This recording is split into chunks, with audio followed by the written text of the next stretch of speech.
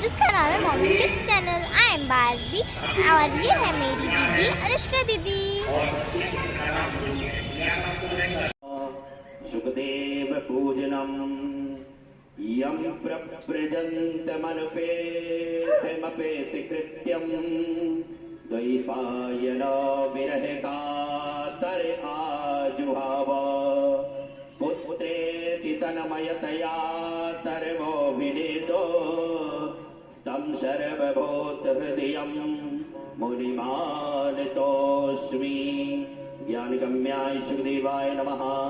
सर्वोपचारार्थे गन्धपुष्पाणि शमो वै ब्रह्मनिधये वासिष्ठाय नमो नमः।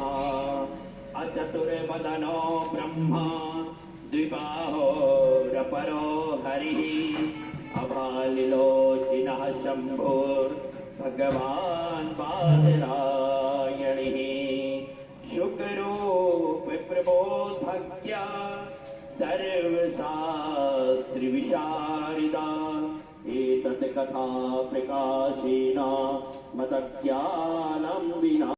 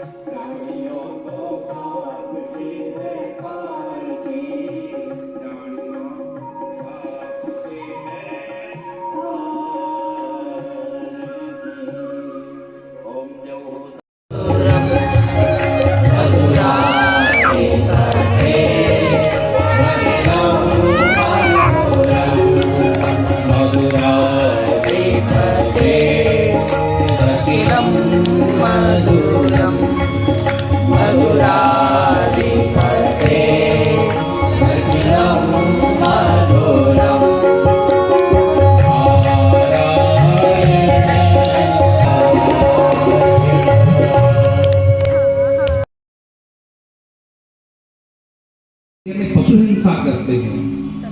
नारद जी ने आकर के समझाया, बेटा तुम ये पशु हिंसा जो कर रहे हो ये तो कोई ठीक नहीं। एक तरफ तुम यज्ञ कर रहे हो, ये पुण्य है, लेकिन साथ साथ में तुम पाप भी तो कर रहे हो, पशु का वध कर रहे हो। महाराज मुझे उपदेश दीजिए, ज्ञान दीजिए। तो एक पुरंजनोपाख्यान सुनाया, आप और हमारी कथा सुनाई। ये मनुष्य यहाँ आता है, और इसी सब झंझटों में लग जाता है, भगवान को भूल जाता है। बाद में गुरु रूप में भगवान हमारे मध्य आते हैं और आप हम सबको भगवान अपने धाम को लेकर के चले जाते हैं।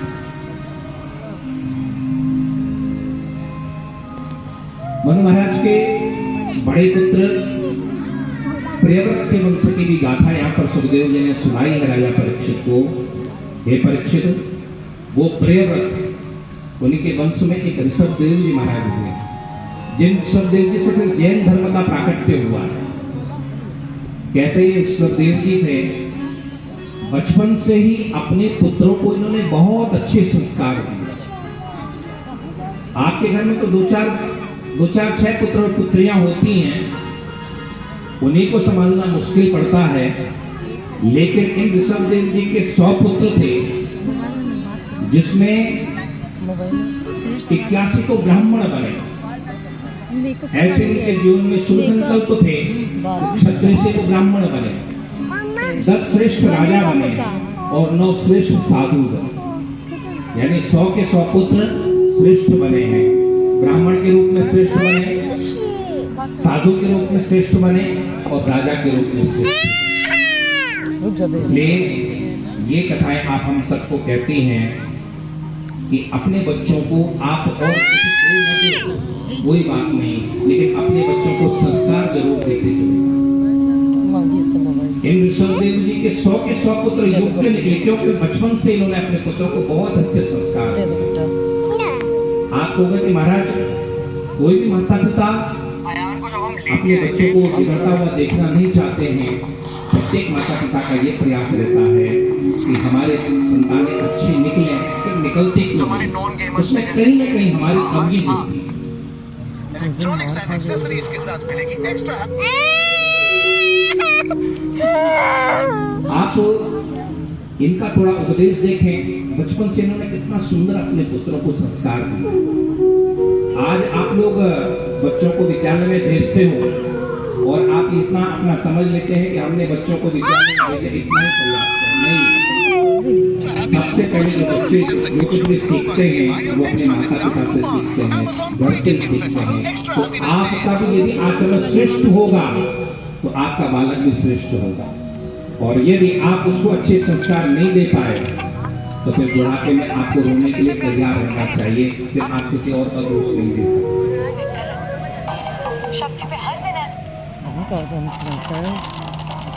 एक बहुत अच्छी बात लिखी है, आजकल हमारे बच्चे मंदिर जाने से कतराते हैं और ये क्रिसमस आता है या अन्य जो विदेशी त्योहार आते हैं उन्हें बहुत चाव से मनाते हैं, बड़े मनोयोग से मनाते हैं। और हमारे जो सनातन धर्म के त्योहार हैं उनमें वो उतना भागीदारी नहीं करते। तो किसी ने बहुत अच्छा लिखा है, हम अपने आंगन की तुलसी को संभाल न सके, हम अपने आंगन की तुलसी को संभाल न सके, इसलिए भी शायद हमारे बच्चे क्रिसमस ट्री के दीवाने हो गए। आप अपने बच्चों को उन ईसाई स्कूल में भेजते हो और फिर सोचते हो कि वो सनातन धर्म के हिसाब से हमारी सेवा करें। ईसाइयों में माता पिता की सेवा नहीं है, वहाँ तो माता पिता बूढ़े हो गए तो उनको सीधे वृद्धाश्रम भेज दिया जाता है, उनको उनके हाल पे छोड़ दिया जाता है। हमारे यहाँ वृद्धाश्रम की कोई कल्पना पहले नहीं थी, हमारे यहाँ वृद्धाश्रम नाम सुनने को नहीं मिलता था। हमारे यहाँ तो मातृदेवो भव पितृदेवो भव, हमेशा बच्चों को ये संस्कार मिलते थे कि तुम्हारे जो प्रथम परमात्मा है तुम्हारी माँ है, तुम्हारी इन ऋषभदेव जी के जो 100 के 100 पुत्र हैं वो बहुत अच्छे इसलिए निकले कि छोटे छोटे जब थे ये 100 के 100 बच्चे तो नित्य प्रति अपने सामने बैठाते थे और उनको बहुत सुंदर उपदेश देते थे। कैसा सुंदर उपदेश है, नायम देहो देह भाजाम नृलोके कष्टान कामान अर्हते विदभुजाये तपो दिव्यम पुत्रकाये सत्वम शुद्धे अस्मात् ब्रह्म सौख्यम त्वनंतम। बेटा तुम राजा के लड़के हो, तुम्हें सब सुख सुविधाएं प्राप्त हैं, इसका मतलब ये मत समझना कि खाना खाओ पियो ऐश करो, नहीं, परमात्मा चिंतन करो। प्रभु स्मरण करना।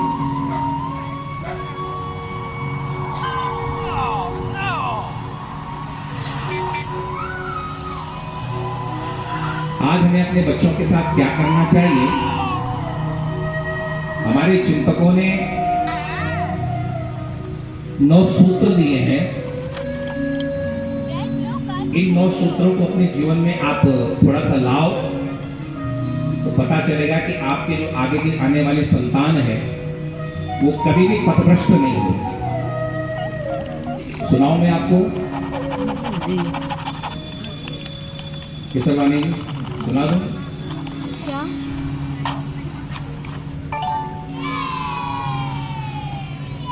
हमारे चिंतकों ने लिखा है, विद्वानों ने लिखा है कि हर सनातनी को, हर हिंदू को अपने बच्चों में ये आदत जरूर डलवानी चाहिए, है भी है, अपने बच्चों को मंदिर जरूर लेकर के जाओ।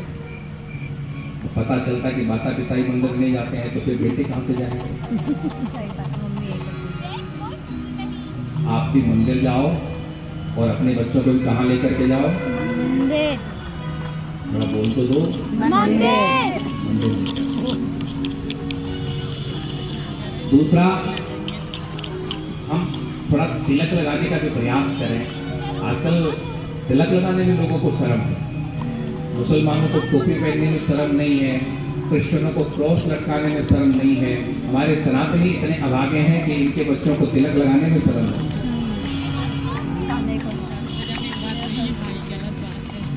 थोड़ा सा तिलक, आप वृंदावन में जाओ, हमारे भारतीय तो जो है ही हैं, विदेशी बच्चे, अंग्रेजों के बच्चे, आप वहाँ वृंदावन में देखना, इस्कॉन का गुरुकुल है, वो बच्चे धोती पहनते हैं, चोटी रखते हैं, तिलक लगाते हैं और सुबह 4 बजे भगवान की मंगला आरती में सम्मिलित होते हैं। सुबह 4, छोटे छोटे बच्चे, क्योंकि उन्हें पता, वो अंग्रेज, उन्हें पता है कि सनातन संस्कृति कितनी उच्च शिखर पर है।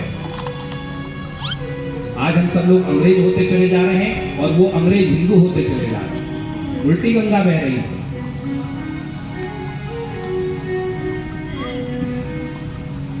तीसरा है, नित्य प्रति अपने बच्चों को बैठा करके अपनी देवी देवताओं की कथाएं जरूर सुनाएं, शास्त्रों की कथा जरूर सुनाएं। 5वां है, गलती हो जाए तो ओ माय गॉड की जगह राम राम बोलना सिखाएं।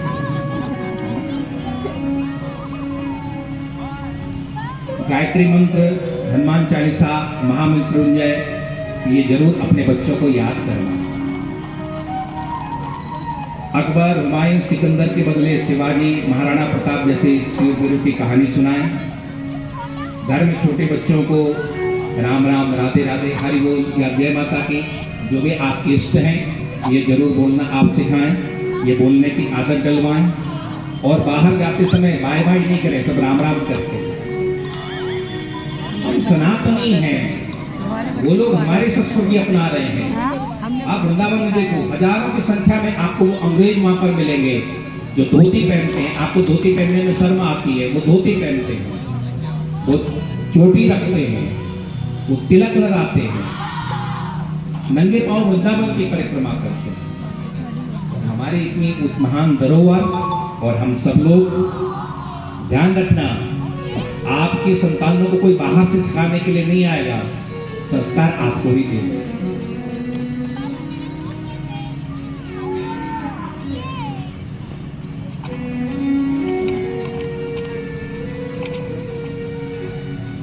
एक बात और कहूं मैं आपसे, कह दूं, किसी ने बहुत अच्छा लिखा है, जिस गांव में बारिश न हो वहां की फसलें खराब हो जाती हैं। जिस गांव में बारिश न हो वहां की क्या खराब हो जाती हैं? फसलें खराब हो जाती हैं।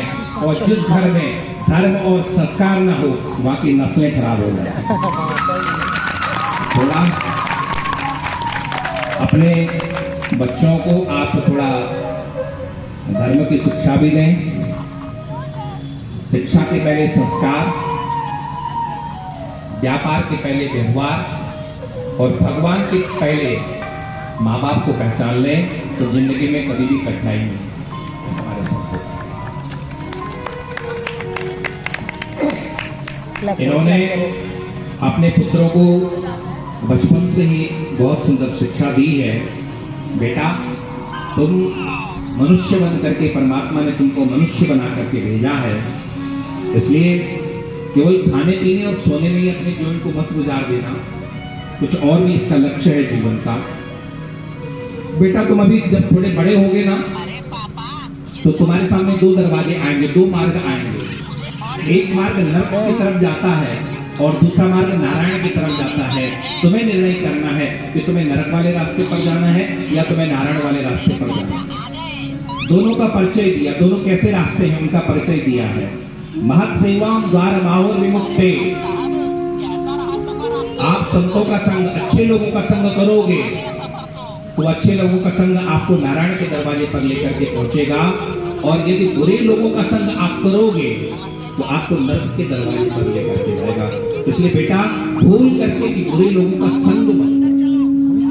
बचपन से सिखा रहे हैं अपने बच्चों को, शिक्षा दे रहे हैं, संस्कार दे रहे हैं। अच्छे लोगों का संग करोगे तो हमेशा अच्छी जगह पर पहुंचोगे, और बुरे लोगों का संग करोगे तो कहां पहुंचोगे? दुष्ट व्यक्ति कैसा है? दुष्ट मित्र कोयले की तरह होता है। कोयला होता है ना काला, उसकी तरह होता है। कोयला जब गर्म होता है तो आपको जला देता है, और जब ठंडा होता है तो आपके हाथ काले कर देता है। मित्र, दुष्ट मित्र भी इसी तरह से है। बेटा, दुष्ट मित्र का संग कभी भी मत। और भगवत भक्त को तो विशेष रूप से हमारे संतों ने कई पद इस विषय में लिखे हैं। बाबा सूर ने तो यहाँ पर लिखा है, तजोरे मन हरि विमुखन को संग, जाके संग कुमत उपजत है, पड़त भजन में भांग, तजोरे मन हरि विमुखन को संग। जो साधक है, भगवान का भजन करने में जिसकी रुचि है, उसको विशेष रूप से ऐसे लोगों का संग हमेशा छोड़ देना चाहिए जो भगवान से विमुख जाना है। अरे धीमा कर लो भाई साहब। अपने पुत्रों को समझाते हुए यहाँ पर सददेव जी कहते हैं कि बेटा, गुरु न सत्यात, सुनो न सत्यात, पिता न सत्यात, जनेन न सत्यात। हमारे लिए माँ महत्वपूर्ण है, हमारे लिए पिता महत्वपूर्ण है, हमारे लिए गुरु महत्वपूर्ण है, हमारे लिए पति महत्वपूर्ण है, हमारे लिए हमारा परमात्मा हमारा देव महत्वपूर्ण है। लेकिन कौन जो परमात्मा की तरफ हमको जाने से रोके न वो, यदि परमात्मा की तरफ जाने से हमें व्यक्ति रोके, कोई भी हमारा क्यों ना हो, यदि परमात्मा की तरफ जाने से हमें वो रोकता है तो उसका संग छोड़ देना। परमात्मा की तरफ जाने की अपनी यात्रा मत छोड़ना।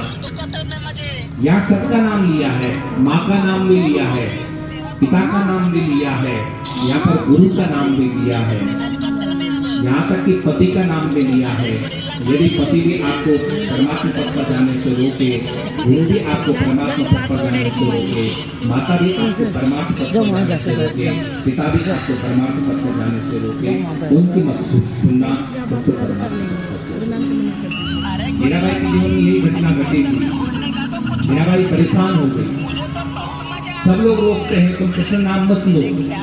मीराबाई ने अपने पद में लिखा है, लोग कहे मेरा भई बाबरी, सास कहे कुल नासी रे, पग घुंघरू बांध मेरा नासी रे। परेशान हो गई मीराबाई, क्या करो, सब लोग मुझे मना करते हैं, क्या हमें सब कुछ भगवत कृष्ण का नाम छोड़ देना चाहिए? किससे पूछे? तो बाबा तुलसी से पूछा था, बाबा मैं क्या करूं? मेरे ये परिवार वाले, मेरे अपने लोग कहते हैं कि भगवान का भजन छोड़ दो। तो वहां पर बाबा तुलसी ने मीरा को पत्र लिख करके कहा था, मीरा उनको छोड़ देना जिनको राम प्रिय न हो। मीराबाई ने कहा था, क्या उदाहरण इसके पहले किसी का मिलता है? उन्होंने कहा था, बिल्कुल मिलता है। पिता की बात है तो प्रहलाद ने अपने पिता को छोड़ दिया। माँ की बात है तो भरत ने अपनी माँ को छोड़ दिया था। भाई की बात है तो विभीषण ने अपने भाई को छोड़ दिया था। और पति की बात भी है तो गोपियों ने कृष्ण के लिए अपने पतियों को भी छोड़ दिया।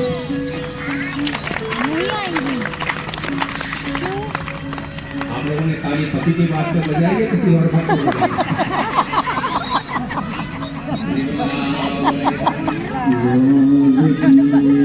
बेटे को राज्य दिया और सब कुछ छोड़ करके, पूरा राजपाट छोड़ करके, यहाँ तक कि परिवार छोड़ा, राजपाट छोड़ा और शरीर पर जो कपड़े भी हैं उनको भी छोड़ा, दिगंबर होकर के घर से वो निकल पड़े। गगन एवं परिधान।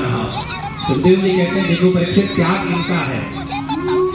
पुत्र पौत्रादिक छोड़े, राजपाट छोड़ा, शरीर में जो गहने हैं उनको भी निकाल करके रख दिया और यहाँ तक कि शरीर में जो कपड़े थे उनको भी वही छोड़ा, राजसी परिधान छोड़ा और बिल्कुल दिगंबर होकर के बहुत दूर अपने राज्य से बहुत दूर वो चले गए, जहाँ इनको कोई पहचान नहीं सकता।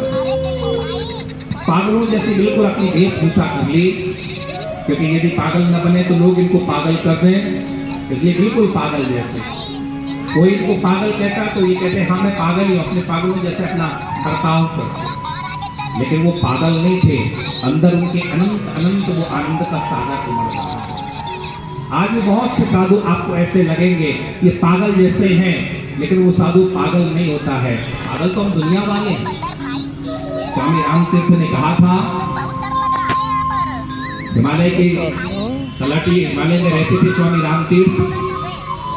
कभी कभी उनकी स्थिति भगवान के चिंतन में, भगवान के प्रेम में बिल्कुल पागलों जैसे हो जाती थी, तो लोग उन्हें पागल कहते थे। तो स्वामी रामतीर्थ ने कहा था, इन बिगड़े दिमागों में भरे अमृत के लच्छे हैं, इन बिगड़े दिमागों में भरे अमृत के लच्छे हैं, हमें पागल ही रहने दो, हम पागल ही अच्छे हैं। तुम हमें पागल कहते हो, हम पागल नहीं है, तुम लोग पागल हो, जो धन के लिए पागल हुए जा रहे हो, पद के लिए परिवार पागल हुए जा रहे हो, परिवार के लिए पागल हुए जा रहे हो। हम तो परमात्मा के लिए पागल हैं, और यदि हम परमात्मा के लिए पागल हैं तो हमसे बड़ा सौभाग्यशाली कोई हो नहीं सकता।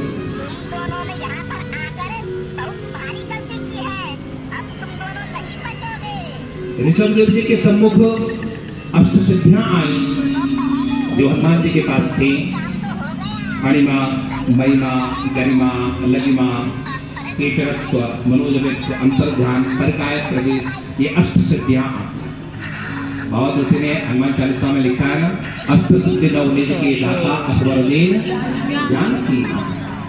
जो अष्ट सिद्धियां हनुमान जी महाराज के पास थे, वही अष्ट सिद्धियां इनके पास भी आई, लेकिन इन्होंने उस अष्ट सिद्धियों को स्वीकार ही नहीं। बहुत छोटा हो जाना, बहुत बड़ा हो जाना, बहुत भारी हो जाना, छोटा सा हो जाना, आकाश में उड़ जाना, मन को जीत लेना, अंतर्ध्यान हो जाना और यहाँ तक कि दूसरे की काया में प्रवेश कर जाना, ये अष्ट सिद्धियां होती हैं। इन्होंने उसको स्वीकार नहीं किया। राजा परीक्षित ने पूछा था, गुरुदेव जो आत्माराम मुनि है, ये ऋषभदेव जी महाराज तो आत्माराम है, इन्हें कोई मतलब नहीं उन सिद्धियों को, ये सिद्धियां उनकी क्या बिगाड़ लेती। यहाँ पर सुखदेव जी ने कहा था, राजा परीक्षित जो सावधान साधक है वो इस मन का कभी भी विश्वास नहीं करता। ये मन कब धोखा दे जाए कोई पता नहीं। उन्होंने एक मृग का उदाहरण दिया। एक बहुत चतुर मृग, शिकारी पकड़ने के लिए आया जंगल में मृगों को, उसने जाल डाला, मृग उस जाल में फंसा। मृग ने सोचा कि मैं पकड़ा जा चुका हूं, ये मुझे ले जाएगा पकड़ करके, क्या करूं? तो उसने अपनी सांस रोक ली, बिल्कुल अपने को मरे जैसा सिद्ध कर दिया। शिकारी आया, देखा उसने ये तो मर चुका है। उसने जाल खोला और जो ही जाल से बाहर हुआ वो मृग, देखा कि मैं बंधन मुक्त हो चुका हूं, सीधे वहां से वो भागा, शिकारी देखता रहे।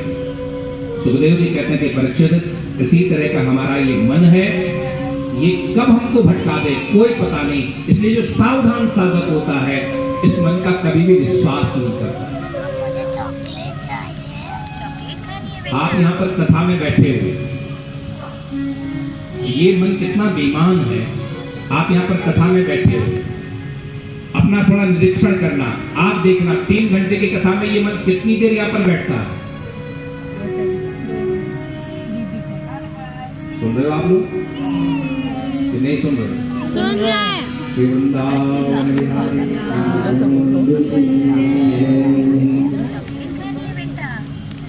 केसरवाणी जी 3 घंटे की कथा में कितनी देर रहता है ये मनिया? आपका तो रहता होगा पूरा। रात में डॉक्टर के यहाँ दौड़ना पड़ा।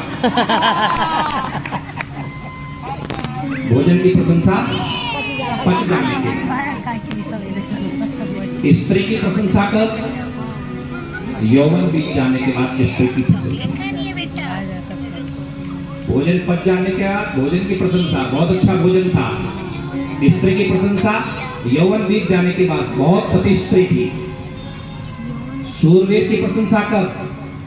जब वो रण जीत ले तब सूरवीर की प्रशंसा। बहुत पहलवान है, उसी से उसकी प्रशंसा नहीं। पहलवान थोड़ा जो है वो जीत करके भी आ जाए तब उसकी प्रशंसा करो। और साधु की प्रशंसा कब?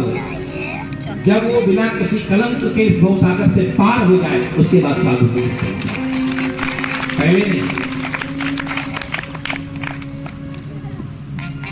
एक गांव के पास में ही जंगल में एक महात्मा रहते थे। उनकी यहाँ पर छोटी सी गाड़ी थी, बकरे की तरह। एक छोटी सी बालिका भी अपनी बकरियां चराने आती थी उसी जंगल में। तो वो छोटी सी बच्ची थी तो बाबा से बहुत प्रेम करती थी, बाबा भी बहुत उसे दुलार करते थे। तो बाबा से पूछती, बाबा तेरी दाढ़ी तो मेरी बकरी जैसी है, तो मेरे बकरे की दाढ़ी अच्छी या तेरी दाढ़ी अच्छी? तो बाबा कहते, बाप बेटी फिर कभी बताओ। और हर 10-15 दिन में वो बेटी पूछती, बाबा तेरी दाढ़ी अच्छी या बकरे की दाढ़ी अच्छी? समय बीता, वो कन्या बड़ी हुई, उसका विवाह हुआ और वर्षों के बाद यहाँ बाबा का अंतिम समय आया। बाबा मरने वाले थे, सभी शिष्य आसपास खड़े थे। अब साधु के जाने का समय हो रहा है। साधु ने कहा, शिष्यों मेरी एक अंतिम इच्छा है, मैं उस फलाने व्यक्ति की बेटी से मिलना चाहता हूँ। तो बाबा उसका तो विवाह हो चुका है, वो तो अपने ससुराल जा चुकी, लेके आओ उसको।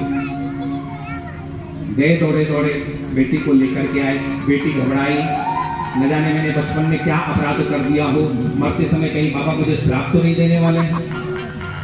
घबरा करके बाबा के सामने गई, बाबा आपने मुझे मरते समय बुलाया, क्या बात है? बाबा ने कहा, बेटी घबरा मत, तू बचपन का ध्यान कर। तो बचपन में पूछा करती थी ना कि तेरे बकरे की दाढ़ी ठीक है, अच्छी है कि मेरी दाढ़ी अच्छी है? बेटा आज मैं दावे के साथ कह सकता हूँ कि मेरी दाढ़ी उस बकरे से 1000 गुना अच्छी है। दाढ़ी मतलब मेरी तपस्या, दाढ़ी मतलब मेरी साधुता। आज मैं दावे के साथ कह सकता हूँ कि मैं बहुत अच्छा साधु हूँ, क्योंकि इसके बाद मेरे मन को मेरे भटकाने का कोई समय नहीं है। अब मैं बहुत सागर से पार जा रहा हूँ। आज मैं कह सकता हूँ कि मैं अच्छा साधु हूँ। उस समय क्यों नहीं जवाब दिया? बाबा ने कहा कि उस समय मुझे मेरे मन का कोई भरोसा नहीं था कि अंतिम समय तक भी ये मेरा मन मेरे काबू में रहेगा कि नहीं रहेगा, इसलिए मैंने उस समय कुछ नहीं कहा कि मेरी दाढ़ी अच्छी। दाढ़ी का मतलब मेरी क्या तपस्या का प्रतीक है। तो भोजन की प्रशंसा पच जाने के बाद, स्त्री की प्रशंसा यौवन बीत जाने के बाद, सूरवीर की प्रशंसा जीतने के बाद, और साधु की प्रशंसा भवसागर को पार करने के बाद। यहाँ पर कहा है सुखदेव जी ने, राजा परीक्षित उन ऋषभदेव जी ने बिल्कुल भी मन का विश्वास नहीं किया, उन सिद्धियों को बिल्कुल भी नहीं अपनाया। बाद में ऋषभदेव जी ने अपने शरीर को समाप्त किया है, दक्षिण भारत में गए हैं, योगाग्नि के द्वारा अपने शरीर को समाप्त किया है, ब्रह्म निर्वाण को भी प्राप्त हुए हैं। और उन्हीं के नाम पर एक अर्ह नामक राजा था, उसने फिर जैन धर्म की स्थापना। आगे इन्हीं के पुत्र भरत जी की सुंदर गाथा है, जिनको जड़ भरत भी कहा गया है। उसी गाथा की ओर में लेकर के आपको चलता हूँ। 2 क्षण भगवान नाम लेने के बाद फिर मैं आपको जड़ भरत जी की ओर लेकर के चलूंगा। नारायण। अपने व्रत को याद रखना है और परमात्मा को याद रखना है। हमें यहाँ से जाना है। जो व्यक्ति ये याद रखता है वो कभी भी पाप नहीं करेगा। हम 7 दिन के लिए यहाँ आए हैं। मुझे पता है कि हम 16 तारीख को हमें यहाँ से जाना है, हम वृंदावन की तरफ वापस हम चलेंगे। हम केवल यहाँ 7 दिन के लिए आए हैं, तो हम ये प्रयास करेंगे कि हम जितना अच्छा हो सकते हैं अच्छा करें, क्योंकि 7वें दिन हमें यहाँ से जाना है। उसी तरह से आप हम सबको इस दुनिया से एक न एक दिन जाना है। कोई 70 साल में जाएगा, कोई 50 साल में, कोई 80 साल में। और परमात्मा के पास ही जाना है, उस परमात्मा का हमेशा स्मरण करें। तो यहाँ पर जड़ भरत जी ने उस हिरण को बचाया, लेकर के आए, मोह हो गया कि हम मेरा है, और जब मोह हुआ तो यहीं से जीवन में फिर उपद्रव प्रारंभ हुआ, और धीरे धीरे धीरे करके ऐसे उस मृग में आसक्त हुए जड़ भरत जी कि जो 24 घंटे भगवत चिंतन करते थे, अब वो 24 घंटे उस मृग की देखभाल करने लग गए। आप कल्पना करो, घर में अपने बच्चों को छोड़ के आए, नाती पोते को छोड़ करके आए, इतना बड़ा राजपाट छोड़ करके आए, और किस में आसक्त हो गए? एक मृग के बच्चे में आसक्त हो गए। स्वामी रामकृष्ण परमहंस ने कहा था, स्वामी विवेकानंद जी के गुरु स्वामी रामकृष्ण परमहंस ने,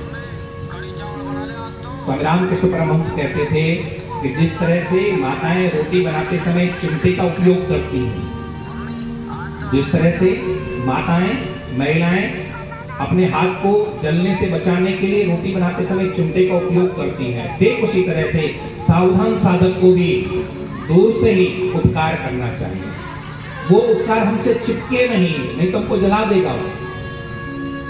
इन्होंने उपकार किया था, उपकार करना चाहिए, दूसरे की भलाई करनी चाहिए, लेकिन दूसरे की भलाई हमारे बंधन का कारण न बने, ये जरूर ध्यान रखना चाहिए। मृग को लेकर के आए हैं, और यहाँ पर सुखदेव जी के शब्द हैं, उठते बैठते चलते फिरते एकमात्र कहाँ तो हमेशा ब्रह्म चिंतन में रहते थे बाबा, और अब एकमात्र उसके चिंतन में रहते हैं कि मेरा ये मृग का छोना कहीं चला न जाए, मेरे अलावा इसका और कोई आधार है नहीं। और इस तरह से चिंतन करते करते करते एक दिन ऐसा हुआ, वो मृग का बच्चा बड़ा हुआ, मृगों का झुंड आया और उसी में वो चला गया। अब तो ये और विकल हो गए, कहाँ गया तू, कहाँ गया, कहाँ गया, कहाँ गया। और ऐसा चिंतन करते करते काल का समय आया, और जब काल का समय आया तो अंतिम समय में इस मृग का उसने चिंतन किया, तो अगले जन्म में क्या बने? ये मृग बने। ये कथाएं आप हम सबको सावधान करने के लिए हैं। हमारा शास्त्र कहता है कि अंतिम समय में आपको वही याद आता है जो आपको सबसे ज्यादा प्रिय होता है, और जो सबसे ज्यादा आपको प्रिय होता है वही गति आपकी फिर अगली होती है। गीता का बहुत सुंदर उपदेश है। गीता में लिखा है, यम यम वापि स्मरं भावं त्यजन्ते कलेवरं तम तमेवेति कौन्तेय सदा तद्भाव भावितः। अंतिम समय में तुम जिसका भी चिंतन करते हुए शरीर को छोड़ोगे, अगला जन्म तुम्हारा वही होगा। और अंतिम समय में क्या याद आता है? आपको सबसे ज्यादा प्रिय जो है वही याद आता है। भगवान आपको सबसे ज्यादा प्रिय होंगे तो भगवान याद आएंगे, धन सबसे ज्यादा प्रिय होगा तो धन याद आएगा, परिवार सबसे ज्यादा प्रिय होगा, परिवार आएगा। निर्णय आपको करना है कि आपको सबसे ज्यादा प्रिय कौन है।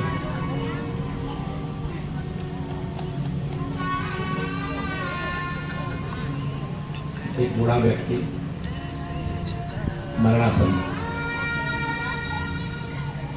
में समझते हो ना आप लोग, अब मरा तब मरा ऐसी स्थिति, आंखें खुल नहीं रही हैं, बोला जा नहीं रहा है, बीच बीच में होश आता है तो कुछ बोलने का प्रयास करते हैं लेकिन बोल नहीं पा रहे हैं। दो बेटे थे, दोनों सोचते हैं कि पिताजी कुछ बहुत रहस्य की बात बताने वाले हैं, तो डॉक्टर से कहा कि डॉक्टर साहब कुछ ऐसा कुछ करो कि पिताजी बोलने की सामर्थ्य आ सके। डॉक्टर ने कहा कि अंतिम प्रयास करके देख लेता हूँ। उन्होंने कुछ इंजेक्शन लगाए तो पिता को बोलने की सामर्थ्य आई, लेकिन आंखें नहीं खुल रही थी, देख नहीं पा रहे थे कौन है, लेकिन बोल रहे थे। पूछा, दो बेटे थे, राम कहाँ है? कहा ये है। श्याम कहाँ है? कहा ये है। पिताजी क्या कहना चाहते हैं? दोनों यहाँ पर है। अरे कहा नालायक को, तुम दोनों यहाँ पर है तो फिर दुकान में कौन है? आप देखो। और इतना कहकर के उनका राम नाम सत्य हो। अंतकाल में ध्यान क्या आ रहा है? दुकान। क्योंकि जीवन भर वही अभ्यास था, दुकान से कर, घर से दुकान, दुकान से कर। मैं दुकान करने के लिए मना नहीं कर रहा हूँ, ऐसा मत सोचना कि मैं दुकान करने के लिए मना कर रहा हूँ। दुकान करने की मनाही नहीं है, लेकिन दुकान करते हुए भी हम परमात्मा को न भूलें, ये जरूर मैं आपको मैंने पहले भी आपसे कहा, हमारे यहाँ कर्म करने की मनाही नहीं है, कर्मण्येय कर्माणि, हम कर्म करें, लेकिन कर्म करते हुए परमात्मा ये जरूर हमें ध्यान रखना चाहिए, अंतिम लक्ष्य हमारा परमात्मा, हमें वहीं पहुंचना है। दिख नहीं रहा ना। गीता का ही वचन है, अंत काले च मामेव स्मरण मुक्त्वा कलेवरम। यदि अंतिम समय में तुम मेरा चिंतन करते हुए शरीर छोड़ोगे तो मुझी को प्राप्त हो गए। अंतिम समय में इन्होंने उस मृग का चिंतन किया, अगले जन्म में ये मृग ही बने।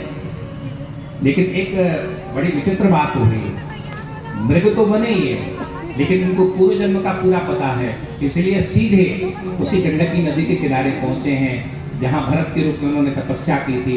वहीं बैठते और तपस्या करते और वहीं से पुनः अपना भजन प्रारंभ किया। गीता में एक छोटा सा सिद्धांत है, भगवान ने कहा है नदी भक्तः प्रणश्यति, जो मेरा भक्त होता है उसका पतन कभी भी नहीं होता। और धर्म इतना महत्वपूर्ण है, स्वल्पमप्यस्य धर्मस्य त्रायते महतो भयात्। धर्म एक ऐसा पदार्थ है, एक ऐसी विधि है जो कभी भी समाप्त नहीं होता। इस दुनिया में आप जो कुछ भी करते हो, जितनी भी आप शिक्षा लेते हो, जितना भी आप धन इकट्ठा करते हो, मरने के बाद जब आपका अगला जन्म होगा तो आपको पुनः शून्य से इकट्ठा करना पड़ेगा। आपने इस जन्म में कितना पढ़ा ये यही रह जाएगा। अगला जन्म जब आपका होगा तो पुनः आपको काका दादा से पुनः शुरू करना पड़ेगा, आपको शून्य से शुरू करना पड़ेगा।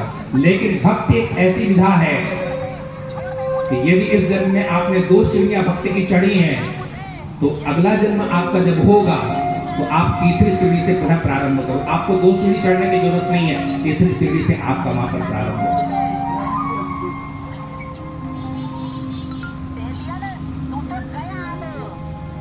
बाबा कबीर ने कहा था, भक्ति बीज बिन से नहीं, आप पड़े जो झोल, सब ब्रह्मांड सूखा पड़े घटे मत। बाबा कबीर कहते हैं कि कंचन जो विष्ठा पड़े घटे न तापो मूल। भक्ति ये सोने की तरह खरी है, भक्ति ये हीरे की तरह अमूल्य है।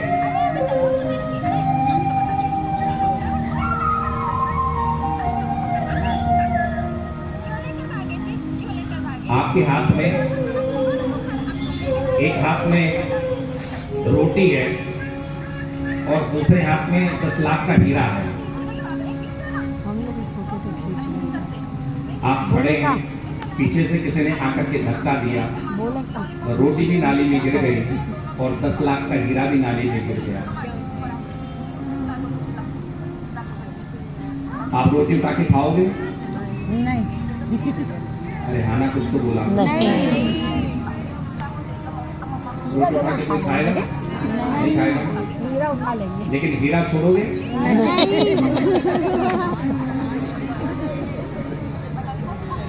नाली में गिरने से रोटी ने अपनी कीमत खत्म कर दी, लेकिन हीरे ने अपनी कीमत खत्म की। तो ये भक्त हीरा है, ये पशु योनि में भी चला जाए ना जीवात्मा, उस पशु योनि में जाने के बाद भी वो भक्ति करता है। ये तो हमारे पुराण काल की गाथा है कि मृग बनने के बाद भी भरत जी ने साधना की है। लेकिन अभी 50-60 वर्ष पूर्व एक बहुत महान संत हुए हैं, नीम करोड़ी बाबा। आप लोगों ने नाम सुना होगा, नीम करोड़ी बाबा। उनके आश्रम में एक भैंसा था और उस भैंसे को भी ये मान्यता था ये पूर्व जन्म का साधु है, किसी कर्मवश ये भैंसा बन गया है। और उसमें भैंसे के जैसे कोई भी लक्षण नहीं थे, ऐसा लगता था कि हमेशा समाधि में बैठे बैठे ये राम राम कर रहा। क्यों? ये पूर्व जन्म का कोई भक्त बीज बिन से नहीं, स्वल्पमप्यस्य धर्मस्य त्रायते महतो भयात्। ये मृग बने हैं लेकिन मृग योनि में जाने के बाद भी इनको वो पूर्व जन्म याद है, इसलिए एकांत में बैठ करके भगवत चिंतन करते हैं। और अगला जन्म इनको मनुष्य का मिला, मृग जन्म पूरा हुआ, मनुष्य का इनको जन्म मिला और ये एक ब्राह्मण के पुत्र बने। लेकिन ये तीनों जन्म इनको याद है, मैं राजा भरत था, फिर मृग बना, अब मैं ब्राह्मण बना हूं। तीनों जन्म याद है, इसलिए बचपन से ही पुनः भजन में लग गया। न किसी से बोलते हैं, न किसी की सुनते हैं, किसी से कोई मतलब नहीं। बड़े हुए, पिता ने उपनयन किया, उनका जनेऊ संस्कार किया, पिता ने पढ़ाने का बहुत प्रयास किया, लेकिन उसके बाद भी ये कुछ नहीं सीखा। पिता पढ़ाते पढ़ाते परेशान हो गए, तो नाम में उसका जड़ व्रत रख दिया। ये जड़ है, ये पशु बुद्धि है, ये मूढ़ बुद्धि है, नाम में उनका जड़ व्रत रख दिया। तो जड़ की तरह बिल्कुल वैसे, किसी से कोई मतलब नहीं, न किसी से लेना न किसी से देना। एकांत में बैठ करके भगवत आराधन करना, भगवत चिंतन करना, यही इनका काम है।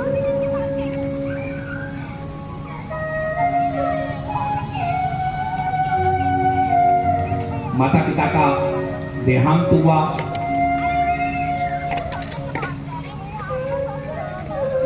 बाद में भाइयों ने भी भरत जी को विदा दी।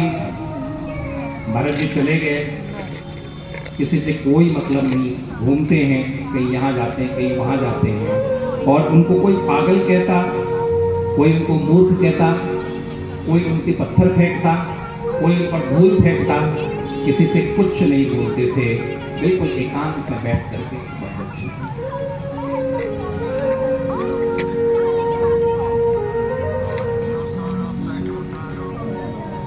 यहाँ पर भागवत में ऐसा सुखदेव जी ने कहा है, यद्यपि वो स्नान नहीं करते थे, लेकिन ऐसा लगता था कि जैसे किसी कपड़े में, किसी गंदे कपड़े में कोई अमूल्य मणि, उनके शरीर से सुगंध निकलती। हार बीमार हुआ, एक पालकी ढोने वाला बीमार हुआ। राजा ने कहा, देखो यहाँ पर कोई युवा आदमी हो, मोटा ताजा हो, तो मेरी पालकी में उसको लगा। ढूंढने के लिए गए तो यही जड़भरत जी महाराज दिखाई दे गए। चलो तुम्हें राजा की पालकी ढोनी, कोई मना नहीं किया, चलो। चले गए, पालकी में लग गए, तीन कहार एक तरफ और ये चौथे, पालकी ढो रहे हैं।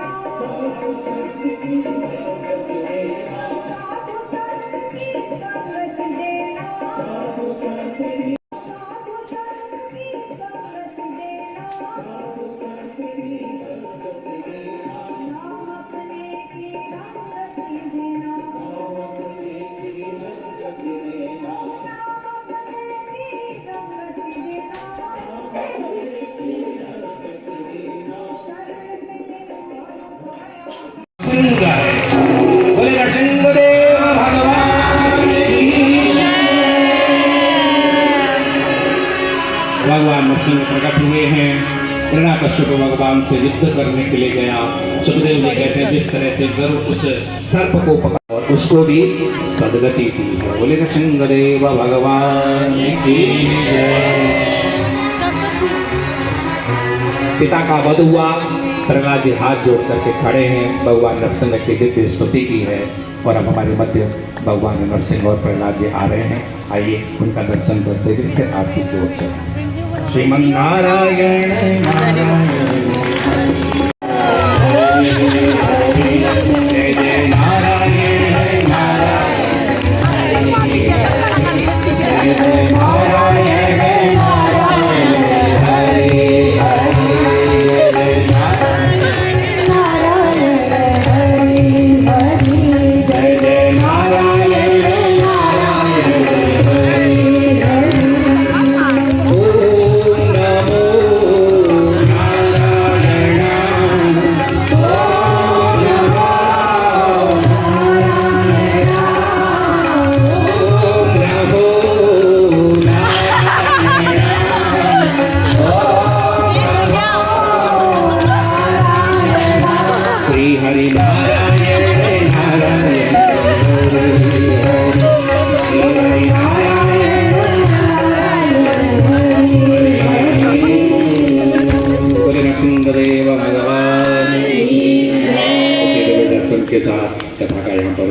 देते हैं। भगवान ने श्री प्रहलाद जी महाराज को अनंत अनंत आशीर्वाद दिए हैं। राज सिंहासन पर भगवान श्री हरि अपने राम को प्रदान किए हैं। आज की कथा का हम देते हैं। कल पुनः इसी तरह से 8 से और 7 के मध्य में करेंगे। तो पुनः कल आप लोग पधारें। आइए जय जयकार करते हुए आरती की ओर चलते हैं। बोले सद्गुरुदेव भगवान की सद्गुरुदेव भगवान की जय, महाराज की जय, भागवत महापुराण की जय।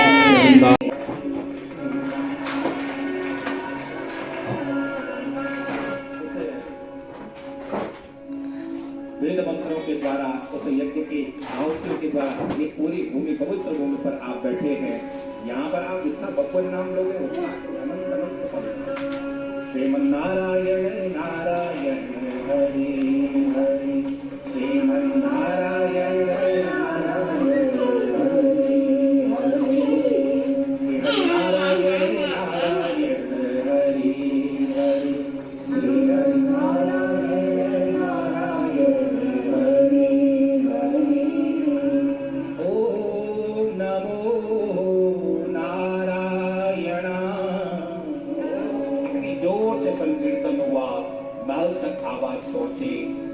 गदा लेकर के तलवार लेकर के दौड़ता हुआ हिरण्यकश्यप आया है। आज तो मैं ये नहीं समझूंगा कि ये मेरा पुत्र है, कि ये मेरा शत्रु है। आज मैं स्वयं से समाप्त कर दूंगा। दौड़ा दौड़ा आया है, सीधे पहुंचा है गुरुकुल में। बच्चों के बीच में नाच रहे थे प्रहलाद जी महाराज। गया है हिरण्यकश्यप, प्रहलाद का हाथ पकड़ा है। किसके बल से इतना बकवास करता है? प्रहलाद जी ने कहा, पिता मेरे पास वही बल है जिसका तुम्हारे पास बल है, उसी के बल से मैं भी बोल रहा हूँ। कहाँ तेरा वो परमात्मा है? सर्वत्र मेरा वो परमात्मा है, फिर मुझे क्यों नहीं दिखाई दे रहा है? प्रहलाद जी ने कहा, पिता उस परमात्मा को देखने के लिए श्रद्धा रूपी आंखें चाहिए जो तेरे पास है। मेरा परमात्मा सर्वत्र है। कहाँ मैं कहूँ कि तेरा परमात्मा नहीं है? जहाँ देखो वही मेरा परमात्मा है। क्या इस खंबे में भी है? बिल्कुल है। तो चल, तुझे समाप्त करने के पहले मैं तेरे उस परमात्मा को ही समाप्त कर देता हूँ। मुष्टिका बांधी है, दौड़ करके गया है, कमली पर जोर का प्रहार किया है, भयंकर आवाज हुई है, एक गरुड़ प्रकट हुआ है। किसी ने कहा ये नर है, किसी ने कहा ये सिंह है। भगवत भक्तों ने कहा न ये नर है न ये सिंह है, ये तो साक्षात नरसिंह है। बोले नरसिंहदेव भगवान की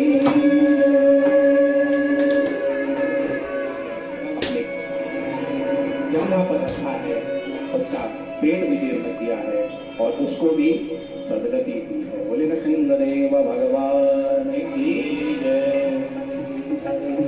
जय जय नारायण नारायण हरि हरि, जय जय नारायण हरि हरि, जय जय नारायण नारायण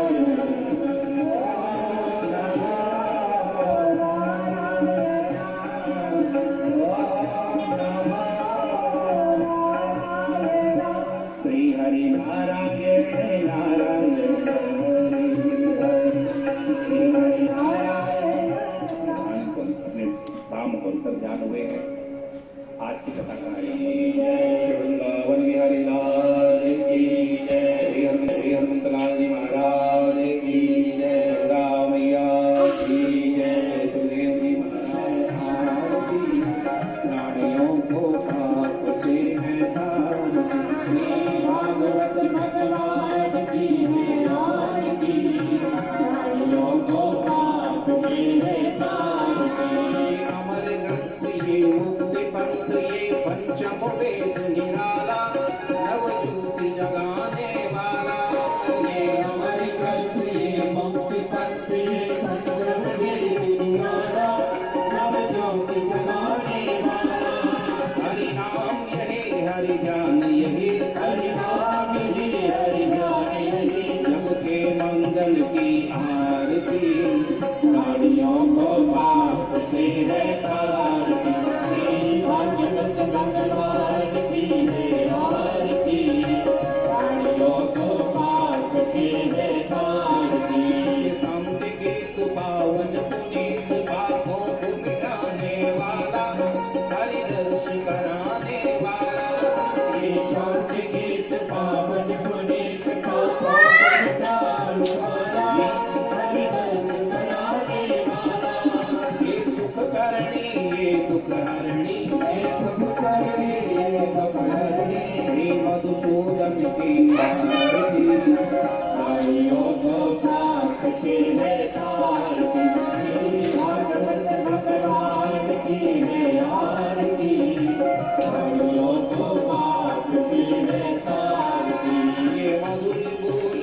पंथ फूल सत मार्ग बताने वाला, बिगड़ी को बनाने वाला, ये मधुर बोल जगत खोल सत मार्ग बताने वाला, बिगड़ी को बनाने वाला।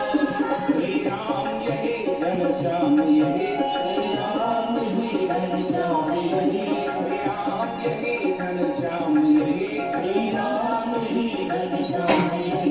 प्रभु महिमा की है आरती, नारियों को पाप से है आरती, श्री भागवत भगवान की है आरती, नारियों को पाप से है आरती, नारियों को पाप से है आरती, नारियों को पाप से है आरती, नारियों को पाप से है ओम देवो शांतिरंतरिक्षं शांति पृथ्वी शांतिरावः शांतिरोपदेयः शांतिः वनस्पतयः शांतिर्विश्वे देवाः शांतिर्ब्रह्म शांतिः सर्वभौम शांतिः शांतिरेव शांतिः सामा शांतिः। महाराज की जय। श्री सद्गुरुदेव भगवान